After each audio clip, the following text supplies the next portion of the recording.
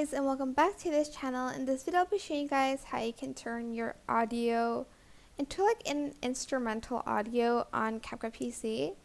So for instance, I'm not going to play the audio, but I'm just going to extract the audio. This song has like an instrumental, well, it has like the background music and it has like the vocals, and I, for instance, wanted to just have the background music, like the instrumental part.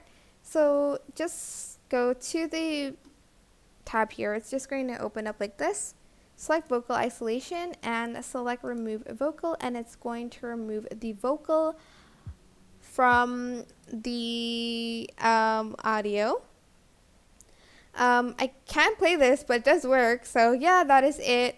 I hope this tutorial was helpful for you guys. Don't forget to like, comment, share. Also subscribe to this channel if you haven't done that already. If you have any questions, just leave it in the comment section down below and I'll try my best to answer them all for you guys. And if you found this video helpful, please click the thanks button above the description box down below. Thank you so much for watching. Bye.